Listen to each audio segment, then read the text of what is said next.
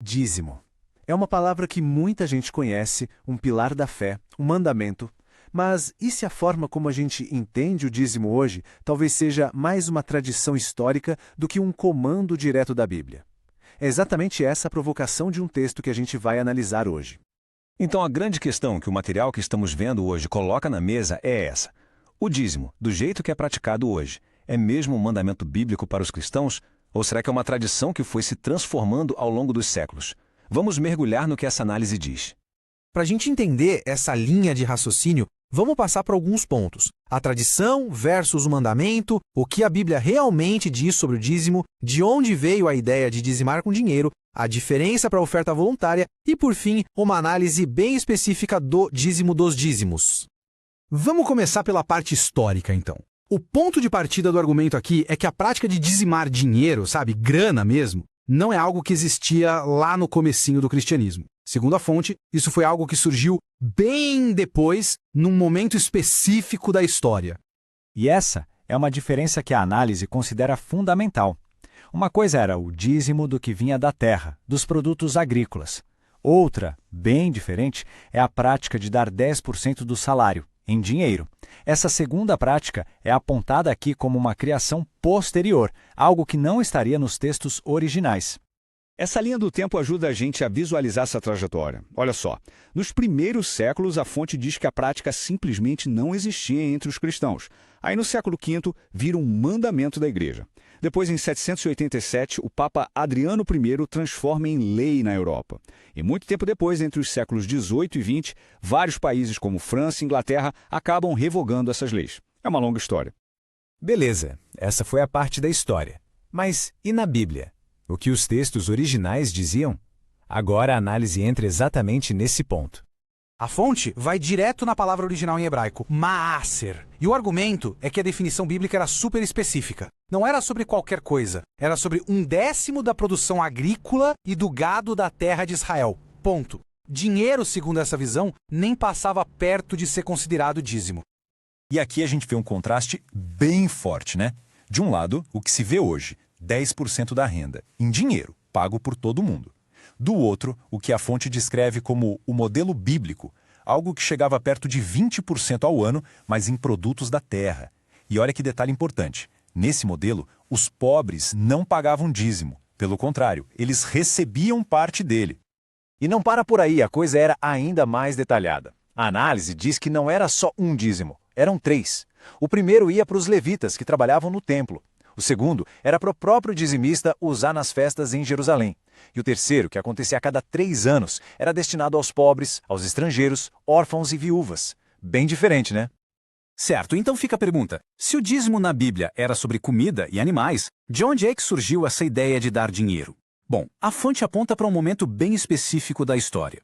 A figura-chave nessa virada, segundo a análise, foi Agostinho de Hipona, lá no século V. Ele é apontado como um dos primeiros a realmente incentivar os fiéis a darem o dízimo em dinheiro, mudando o foco dos produtos da terra para a renda monetária. Para reforçar esse ponto histórico, a fonte traz outros argumentos. Ela chega a ligar o dízimo em dinheiro a práticas pagãs da Babilônia. Diz também que os reformadores protestantes acabaram mantendo essa tradição católica. E um fato bem interessante, para a tradição judaica, a obrigação de dizimar acabou lá no ano 70 d.C., quando o Templo de Jerusalém foi destruído. E aí a gente chega no Novo Testamento. Se o dízimo era uma lei lá do Antigo Testamento, como é que os primeiros cristãos encaravam a questão de contribuir? Segundo essa análise, o modelo muda da água para o vinho. Deixa de ser uma obrigação e passa a ser uma oferta voluntária. Para ilustrar isso, o texto cita Tertuliano, um dos pais da igreja lá do século II. Ele descreve as contribuições como algo espontâneo, um fundo de ajuda, e olha o destino. Não era para banquetes, mas para alimentar e enterrar os necessitados. O foco era totalmente na ajuda aos pobres. A análise também vai fundo nos ensinamentos do apóstolo Paulo. A fonte destaca que ele mesmo trabalhava para se sustentar e que, quando falava de doação, era sempre no sentido de uma oferta voluntária para ajudar os irmãos em necessidade. Não era um dízimo obrigatório para sustentar o ministério. Agora a gente entra no que talvez seja o argumento mais contundente da fonte. É uma reinterpretação daquele versículo que todo mundo conhece, o mais usado hoje em dia para falar de dízimo. O convite aqui é para a gente olhar com uma lupa o contexto de Malaquias, capítulo 3, versículo 10. Aquele que fala, trazei todos os dízimos à casa do tesouro. A pergunta é, para quem era essa ordem exatamente? E o que eram todos os dízimos? E aqui vem o pulo do gato dessa interpretação. A análise diz que a ordem em Malaquias não era para o povo em geral levar seus 10% para o templo. O processo era outro. Primeiro, o povo de Israel entregava os 10% da produção agrícola aos levitas, lá nas cidades deles. E depois, os levitas tinham que pegar 10% do que eles receberam e levar para a casa do tesouro no templo. Era o dízimo do dízimo. Fazendo a conta, isso muda tudo. O dízimo todo que deveria ser levado ao templo não era os 10% da produção total do povo. Era 10% dos 10% que os levitas recebiam. Matematicamente falando, isso dá 1% do total original. Bem menos, né? Pois é. Essa interpretação vira o versículo de cabeça para baixo.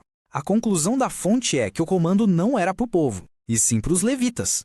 E a quantia a ser levada ao templo não era 10%, mas sim 1% do total. É uma mudança de perspectiva bem grande. Então, para a gente amarrar tudo que a fonte argumenta, o dízimo bíblico seria agrícola e não em dinheiro. O valor total seria mais perto de 20% ao ano, não 10%. Os pobres recebiam, não pagavam. No Novo Testamento, o modelo de oferta voluntária. E por fim, a famosa passagem de Malaquias seria um comando específico para os levitas levarem 1% do que recebiam ao templo. E no final das contas, essa análise toda deixa a gente com uma pulga atrás da orelha, né? A questão que fica é, como que as tradições modernas se conectam ou se desconectam dos seus textos originais? Olhar para a história do dízimo por essa ótica é um convite para a gente pensar mais a fundo sobre as origens das práticas que, muitas vezes, a gente simplesmente aceita sem questionar.